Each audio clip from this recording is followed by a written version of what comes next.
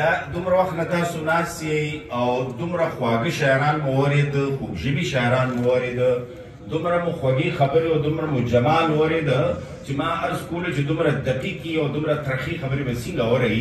نو زه به ظاهره خبره ده چې دا کوشش کوم چې دغه تریخوالی نور تاسو باندې ونه څکمه او تاسو چې کوم شات څکلي دي هغه د شاتو ذایقه مو چې د ترخه نه شي په خوله کې. زه کوشش به دا بیخي کوم. د نن ورځې په حساب که تاسو وګورئ چې نن ورځ باندې په دې ټوله پښتونخوا کې بلکې په دې ټوله دنیا کې د مورنو ژبو ورځ ولې لمانځل کېږي. څه ځوانانو دا دلته چې کوم ځوانان ناست دي داسې څه ځوانانو 1950 په لسیزه کې دلته د پاکستان حکومت چې فیصله وکړه چې صرف په یو ژبه قومي ژبه ګرځولی کېږي، هغه ژبه به قومي ژبه ګرځولی کېږي کوم چې په دې ملک کې صرف 3% خلک وایي. په سلو کې چې صرف 3 خلک چې کومه ژبه وایي هغه ژبه به قومي وي. نو د بنګال ځوانان وایي چې مونږه په سلو کې 53 یو، نو زما ژبه به مو قومي ګرځوي. هغه دې قومي که بېشکه که دې ډېر زړه کېږي که ډېر بې خواهي شي هغه مو که بېشکه که د یو پي ژبه یا د لکنوي ژبه یا دهلي ژبه دلته قامي ژبه ګرځئ د پاکستان نو خپله دې خوښه ده، خو زما ژبه به د قام د ژبې نه نه وباسي. نو هغې احتجاج وکړه سړکونو ته راووته، د زرګونو لکونو تعداد کې سړکونو ته راووته، هغې ته بنګله اندولن وایي. په هغې باندې د پاکستان فوج ګولۍ وورولې او د پاکستان د فوج په ګولو کې هغې د ژبې شهیدان شو. دا د ژبې شهیدانو په جهان کې په نړۍ کې په لومړي وار د ژبې شهیدان شو. نو په 1999 کې د اقوام متحده د ساینس او د کلتور ادارې یونسکو د یو اعلامیې په توګه دا فیصله وکړه چې په ټوله دنیا کې به د دې ژبې د شهیدانو په یاد کې 21 فروری باندې، ځکه چې په 21 فروری باندې دغه شهیدان شوي وو، 21 فروری باندې د ژبو دپاره دغه وینه توی شوې وه. نو د ژبې د دې شهیدانو په یاد کې به په ټوله نړۍ کې په 21 فروری د مورنو ژبو نړیواله ورځ لمانځل کېږي. دا یو عامه خبره نه ده، دا یو داسې د جشن خبره هم نه ده، دا داسې د یو منزلو خبره هم نه ده، دا یو داسې د مشاعرې خبره هم نه ده، دا ډېره ژوره خبره ده.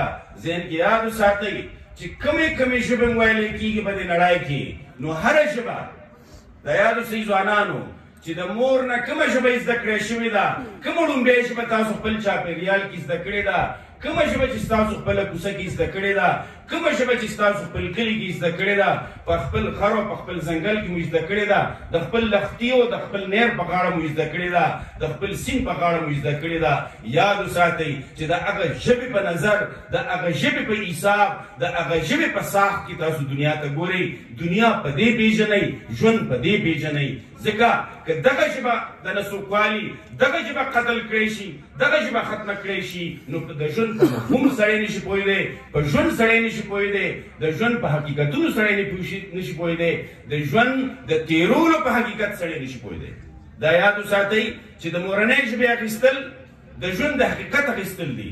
د مورنۍ ژبې اخیستل تا نه خپل ژوند تروړل دي، تا نه د ژوند ارزښت اخیستل دي، تا نه د ژوند قیمت اخیستل دي. ته بیا غر نه پېژنې، ته بیا سمه نه پېژنې، ته بیا نوم نه پېژنې، ته بیا سوچ نشي کولی. نو مورنۍ ژبه په خپل لړمون کې ستا دنیا کیسې ګرځوي. مورنۍ ژبه په خپل لړمون کې دنیا کیسې ګرځوي. مورنۍ ژبه په خپل لړمون کې زما تاریخ ګرځوي. مورنۍ ژبه په خپل لړمون کې زما سندره وایي. مورنۍ ژبه په خپل لړمون کې زما جذبه، زما د جذبې اظهار کوي. مورنۍ ژبه په خپل لړمون کې زما ټول ادب او شاعري وړي. مورنۍ ژبه په خپل لړمون کې زما د قام توره او زما د قام ټول حقیقتونه او زما د قام ټولې وسیلې ګرځوي. نو دا صرف مورنۍ ژبه وجل نه دي، دا د قام تاریخ وجل دي، دا د قام حافظه وژل دي، دا د قام نیا وژل دي، دا د قام کیسه وژل دي، دا د قام سندره وژل دي، دا د قام ټپه وژل دي. دا دومره څه اسانه خبره هم نه ده او دومره څه سطحي خبره هم نه ده. ځکه پکې د بنګال ځوانانو وینې توی کړي او ځکه پکې نړۍ کې یو کورد شاعر به وایي ته چې زما ژبه باندې قدغن لګی نو خو د دې خو واضح مطلب دی که نه چې تا زه غلام کړی یم. ته ځکه زما په ژبې نه یېرېږي، زما په ژبه قدغن لګی چې تا زه غلام کړی یم. د دې مطلب څه دی؟ د دې مطلب دا دی چې مونږ خوب هم په مورنۍ ژبه کې وینو، خو مونږ سوچ هم په مورنۍ ژبه کې کوو.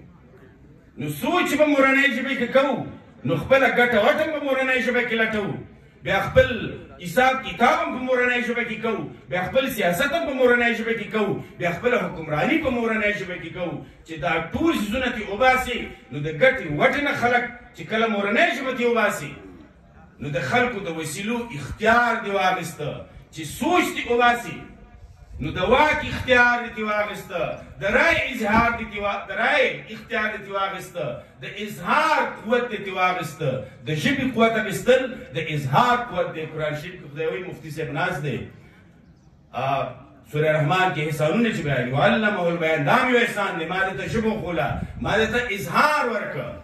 دا اظهار صرف یو سطحي خبره نه ده، دا یو عامه خبره نه ده، دا زمونږ د ټول ژوند پورا اړخونو سره تړلې ده.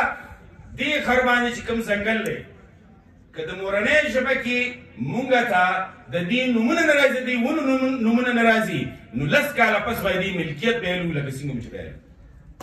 دې خر کې چې کوم کاڼی دی د دې کاڼي نومونه چې هیر شي، د دې کاڼي خیال چې د منځ شي، ملکیت هم ختم شي، خلک یې قبضه وکړي او بیا مونږ جاړو چې دا څه چلو شو. نو دا څه ناشنا خبره نه ده چې کله مورنۍ ژبې ختمه کي نو بیا د قام هویت او شناخت ختم کی، نو د شناخت په حساب خلک دعوه کوي چې دا زما برخه ده او دا زما حصه ده. د مورنۍ ژبې په حساب خلک مدعي کیږي، د شناخت په حساب خلک مدعي کیږي. نو چې کله مورنۍ ژبه ختمه کی، شناخت ختم کی، دعوه یې ختمه کی، په خپله ځمکه یې دعوه ختمه کی، په خپله خاوره یې دعوه ختمه کی، د خپلې سندرې دعوه یې ختمه کی، د خپلو جذباتو دعوه یې ختمه کی، د خپل واک دعوه یې ختمه کی. مورنۍ ژبه وژل واک وژل دی، اختیار وژل دی، ټپه او تاریخ وژل دی. مورنۍ ژبه وژل شناخت وژل. دا یاد وساتئ، دا ذهن کې یاد وساتئ. مورنۍ ژبه چې کله وباسي نو اول یې د تعلیم نه وباسي، اول ورته دا وایي چې ستا په ژبه کې ساینس نه کېږي، دا د ساینس ژبه نه ده، ساینس پکې نشته. دا جاپانیانو انګریزۍ کې ساینس کړی دی، د نارویجنز په انګریزۍ کې ساینس کړی دی، د چینیانو په انګریزۍ کې ساینس کړی دی، جرمنیانو په انګریزۍ کې ساینس کړی دی. عمدې مخامخ زموږ بر کور دی، په دې ننګرهار پوهنتون کې طب او میډیسن په پښتو کې نه د چا نه کم ډاکټران دي، وایي دا ډاکټران چې کوم دي چې نه په راټو فارغ شوي دي، هغه ډاکټران چې کوم په صحیح توګه باندې خپل سبق په خپله ژبه کې ویلی دی. هلته انجینرینګ نه و، هغلته سیاسیات نه و، هغلته سماج پوهنه نه وه، هغلته ژبپوهنه نه وه. دا ټولې ډګرۍ په هغې کې وې او په ټولو دنیا کې تر ټولو ښه ملازمتونه کوي. دا وجنې څه ده؟ دا وجنې دې دپاره مورنۍ ژبې چې کله وژني، دا وژنې دې دپاره چې دا ټول په یو تالي کې راواچي، د قدرت رنګارنګي ته یو شانوالی ورکي، د قدرت رنګارنګۍ مری خفه کي، هغه په یو رنګ کې او هغه یو شان کیسه کې راغونډ کي. دا د قدرت خلاف هم د بغاوت اعلان دی چې څوک مورنۍ ژبه وژني. ځکه چې مورنۍ ژبې رنګارنګي وژني، چې رنګارنګي وژني نو د قدرت نظام وژني. نو مورنۍ ژبه چې وژني نو څه کوي ورسره؟ مورنۍ ژبه چې وژني نو د قامونو تاریخ وژني، مورنۍ ژبه چې وژني د قامونو حافظه وژني، مورنۍ ژبه چې وژني د قامونو سندره وژني، مورنۍ ژبه چې وژني نو د قامونو د غرو د سمیو د سیند او د دریابو د ځنګلو د ګلو د فصل د دې اختیار علي خلکو نه. مورنۍ ژبه چې وژني نو د خلکو نه د هغې په خپل ځان د فیصلو اختیار علي. د مورنۍ ژبې دپاره ودرېدل د دې قام دپاره ودرېدل دي مورنۍ ژبې دپاره ودرېدل د خپلې حافظې دپاره ودرېدل دي، د خپل تاریخ دپاره ودرېدل دي، د خپل وسیلو دپاره ودرېدل دي، د خپل ښه ژوند دپاره ودرېدل دي، د خپلې ښکلا دپاره ودرېدل دي. مورنۍ ژبه دومره مهمه ده. دا یاد ساتئ، دا څه عامه خبره نه ده، دا عامه خبره نه ده. ځکه خو دا خبره وه چې کله یونانیانو په دې جهان قبضه وکړه نو د خلکو ژبې قتل کولې، نو صرف یونانۍ پرېښوه. بیا چې فارسیوانو قبضه وکړه نو د نورو خلکو ژبې قتل کړي، خپله ژبه یې پرېښوه. بیا چې مغولو قبضه وکړه نو د دې وطن ټولې ژبې ختمې کړي، د دربار یو ژبه یې وګرځوله. د حیرانتیا خبره تاسو ته وکړم، دا اوس چې کومه ژبه ګڼلی کېږي چې دنیا تر ټولو مهذبه ژبه ده، او چې څوک دا یې زده کړي نو جوړی ډېر زیات لوی عالم شي، او جوړی هغه په ساینس هم پوه شي، هغه په علم او عقل هم پوه شي. په اتمه پېړۍ کې عمده ژبه انګریزي د انګلو سیکسن ژبه دا تر ټولو شډله ژبه ګرځېده، شډله ژبه ګڼله کېده. فرانسیسیانو په انګلینډ قبضه کړې وه، نارمنډیز، او د نارمنډي دفتر ته به چې څوک ورته، دربار ته به چې څوک ورته نوکرۍ او ملازمتونه به یې ترلاسه کول، نو هغې به اول فرانسیسي زده کوله، او انګلو سیکسنز ته به یې ویل کوم چې د انګریزي د کوم کام ژبه ده، دا دوه قبیلې دي انګلز او سیکسنز، د هغې ژبې ته به یې شډله ژبه وایي. هغه په دربار کې نه پرېښوه، په سکول کې به یې نه پرېښوه. نو تاسو وکتلو اوس هغه په کوم شکل کې ولاړه ده. ارزو دا کولو داسې ناشنا خبره نه ده چې کله امپایر جوړ شي، بادشاهتونه جوړ شي، امپراتورۍ جوړې شي، نو امپراتورۍ نه صرف دا چې د خلکو وجود وژني، نه صرف دا چې وینه تویوي، د خلکو انسانان وژني، د هغې ژبه هم د هغې نه والي چې کله ژبه وتوړي، مرۍ خفه کړي، نو د هغې قبضه دوامداره شي، او بیا داسې وخت راشي چې زموږ ځوانان داسې تصور کوي چې موږ آزاد یو، موږ غلامان نه یو. دا د مورنۍ ژبې د اخیستلو تر ټولو لوی دلیل دی چې کله ستا غرم قبضوي، ستا اختیار هم قبضوي، ستا واک هم قبضوي، ستا تحریک هم قبضوي، ستا لارې ګودرې هم قبضوي، ستا په سیند هم قبضوي، ستا په بجلۍ هم قبضوي، ستا په ګیس هم قبضوي، ستا په پټرول هم قبضوي، او بیا به چې ته ازاد یم، دی د مورنۍ ژبې کار کړی دی. د دې دا وایي چې ما دا ژبه کړې ده د دې د وجې نه چې په اردو ټول خلک پوهېږي، نو ځکه ما دا قومي ژبه ګرځولې ده. د پاکستان اساسي قانون 2051 نمبر ماده کې دی دا ویلي دي چې قومي ژبه به اردو وي، او سرکاري ژبه افیشل ژبه کې به انګریزي به هغې دپاره کارول کېږي. عرض دا دی چې ژبه خو د قام دی، دا پاکستان قام دی، دا قام دی، دا د قامونو فیډریشن دی. دلته بلا قامون اوسېږي، 15 غټ غټ قامون اوسېږي، نور قامون اوسېږي، دلته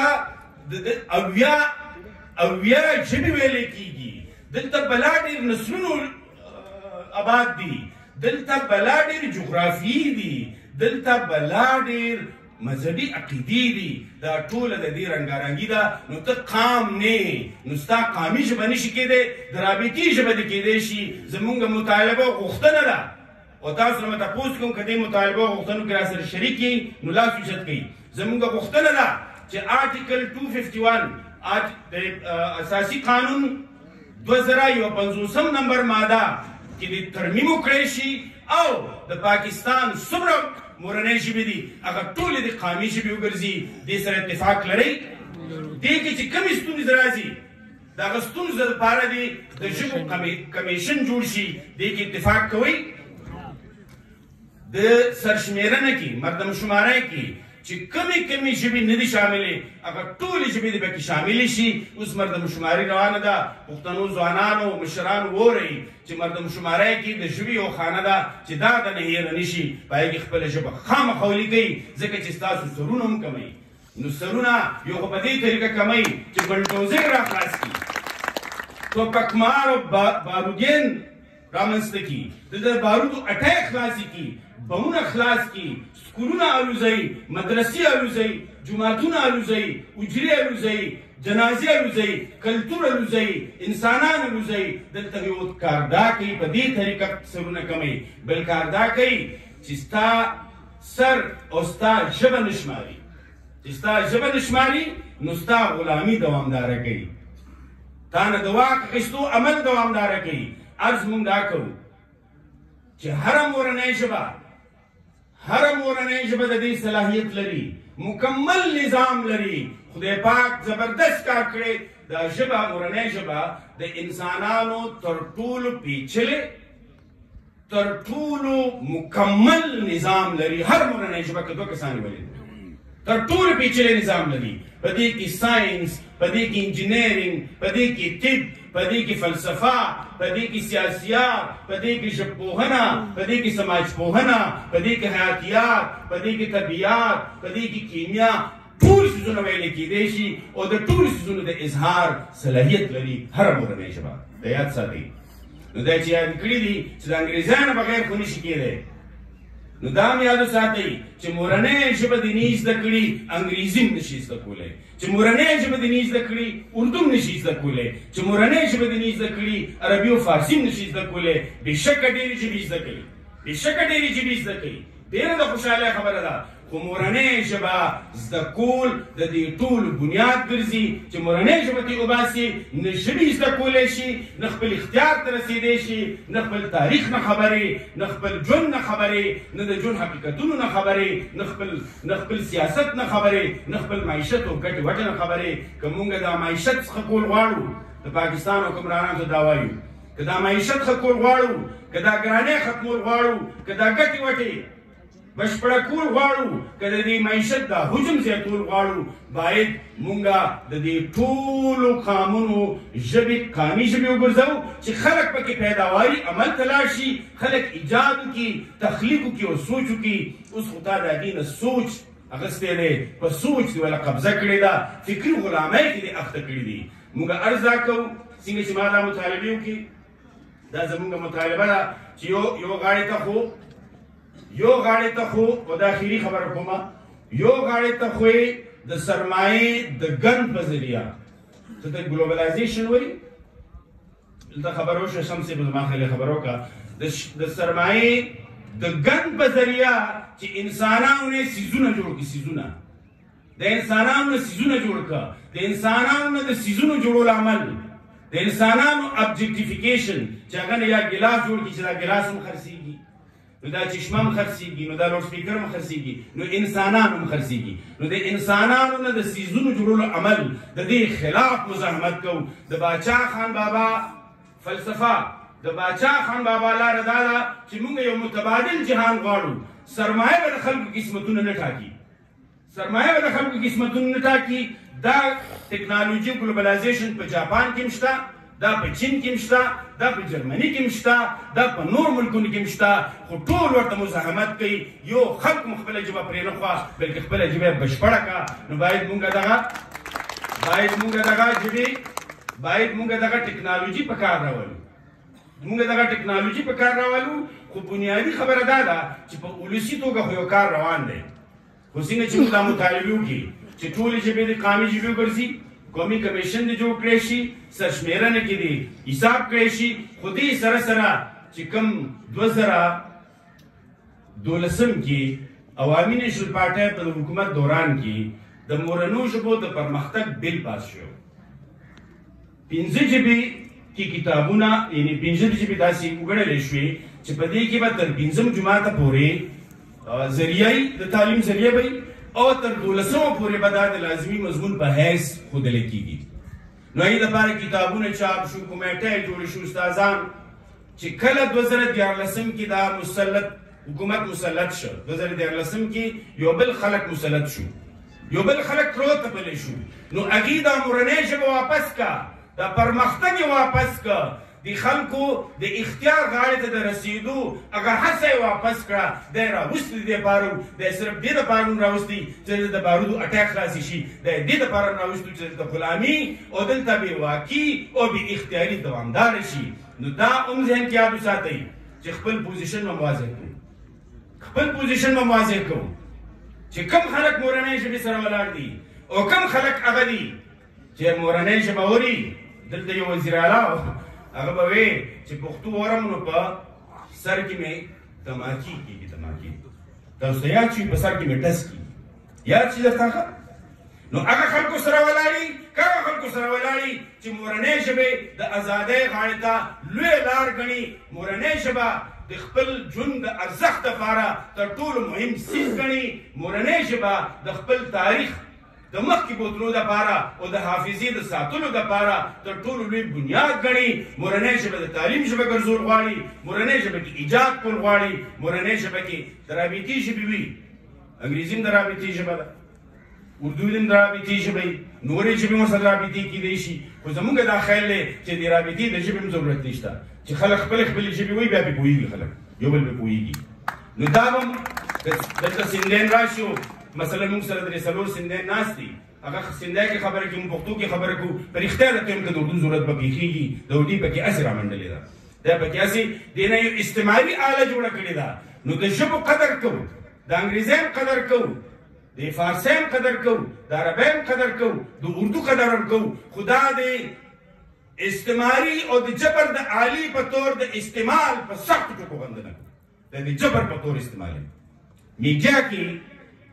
میډیا کې ټوله میډیا کې مورنۍ ژبې په دې ذریعې ختمې کېږي. عرض مې دا کولو چې دا پوزیشن مو واضح کول غواړي. د مورنو ژبو ارزښتونه، د مورنو ژبو په ذریعه د واک ترلاسه کول، علم ترلاسه کول، حافظه ساتل، سندره ساتل، ښکلا جوړول، دا ټول د مورنو ژبو ارزښتونه دي. بلا خبرې پې کېدی شي، خو دې سره به دا پوزیشن واضح کول غواړي چې موږ چا سره ولاړ یو. هغه خلکو سره ولاړ یو چا چې د مورنو ژبو د ارزښتونو دپاره تر اوسه پورې لوی لوی قربانۍ کړي دي. که هغه خلکو سره ولاړ یو چې پښتو واوري نو په سر کې ډس کېږي. چا سره ولاړ یو؟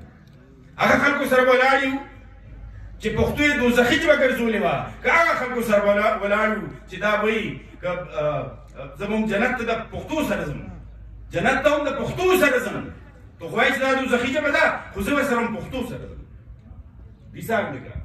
او تا ته ووایم چې ستا کومه ژبه ده، ته به خپلې ژبې کې جنت ته ځې، خپلې ژبې سره به جنت ته ځې. ټول انسانان به خپلو ژبو سره جنت ته ځي. عرض مې دا دی او څنګه چې ما عرض وکړو په دې خپله خبره ختمومه. دلته راکیم صاحب زما ښه لږه یو شعر، دوه درې شعرونه د ډاکټر اعظم اعظم وایي، په هغې دا خپله خبره ختمومه. هغې کې یو شعر پاتې شو، مقطع پاتې شوه. نو زه درته هغه مقطع نه مخکې مګر دوه شعرونه به تکرار کړم که نه. بوراګانو د سپرلو لمنې نیسئ، د ګلونو قافلې ګینې پتلو دي، او هر انداز یې دلفریب دی خو زړګیه، دا معصوم کتل یې د کتو دي. شعر مې دا وی، د وفا ځمکې خړوب نه شو اعظمه، د وفا ځمکې خړوب نه شو اعظمه، ډېرې وینې مې ورکړي د زړګو دي. ډېره مننه کوم، ډېره قابل